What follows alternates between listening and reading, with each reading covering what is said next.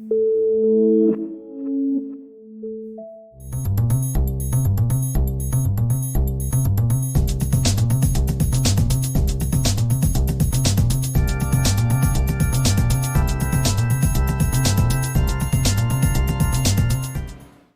pessoal, eu sou Salomão Ximenes, sou professor da Universidade Federal do ABC,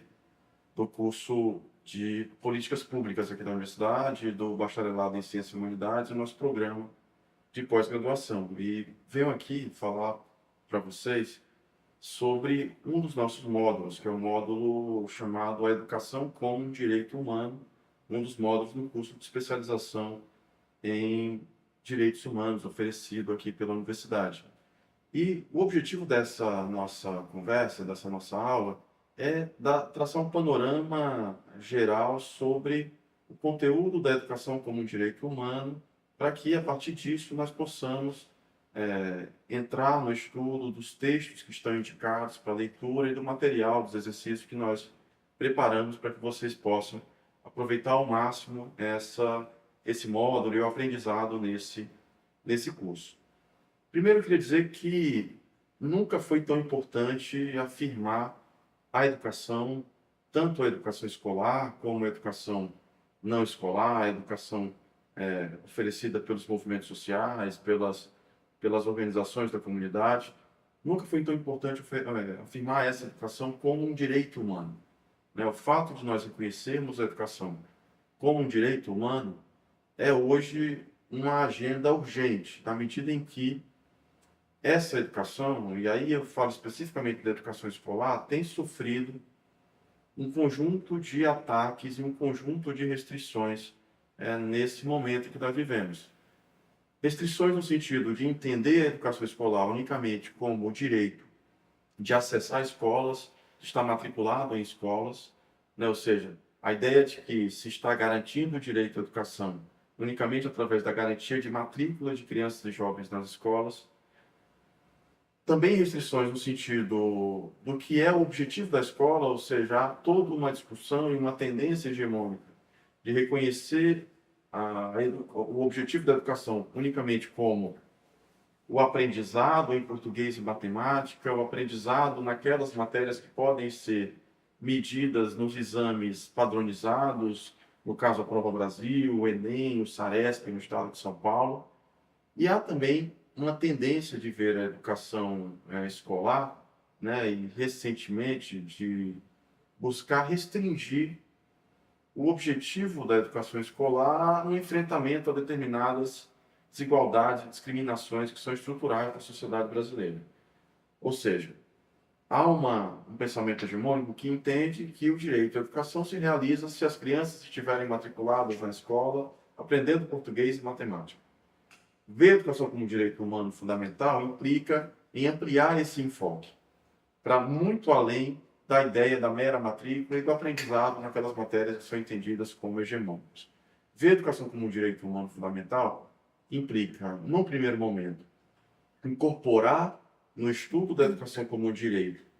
um conjunto de referenciais que não são referenciais comumente tratados no Brasil, e é nesse sentido que eu indico para vocês a leitura de um conjunto de materiais produzidos pelo Sistema ONU a respeito do conteúdo da educação como um direito humano, alguns textos também que vão fazer essa reflexão sobre o significado de ampliar o enfoque da educação para a ideia da educação como um direito humano, porque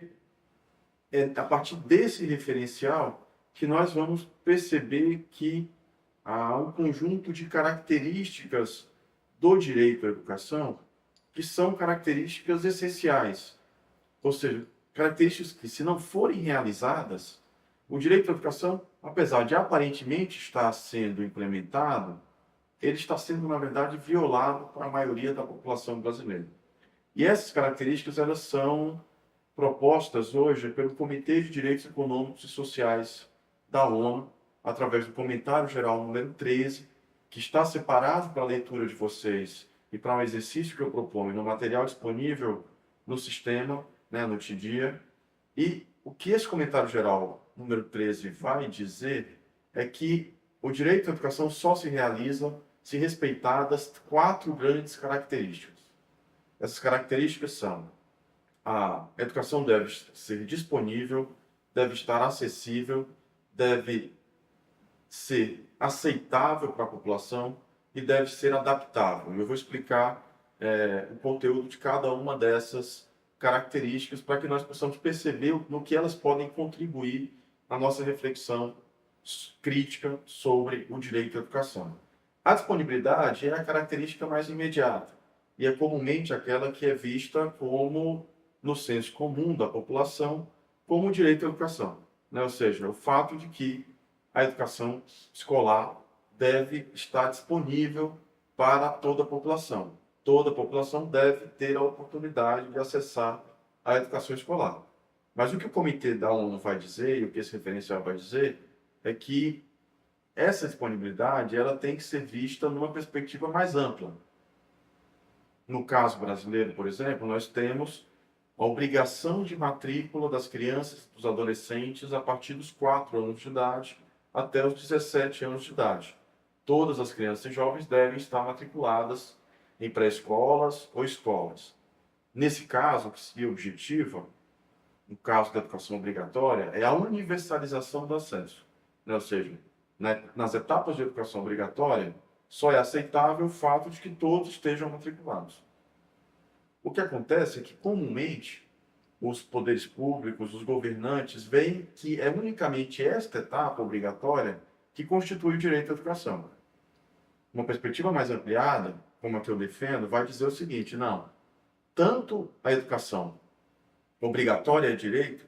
como também aquelas etapas relativas à educação não obrigatória, que são direito das pessoas, elas não são obrigadas a matricular, mas no momento em que elas procuram exercitar o seu direito, passa a ser dever do poder público, dever do Estado, assegurar oportunidades em condições de igualdade. E aqui eu estou me referindo, sobretudo, a 3 etapas. A etapa de educação em creches, para a população de 0 a 3 anos,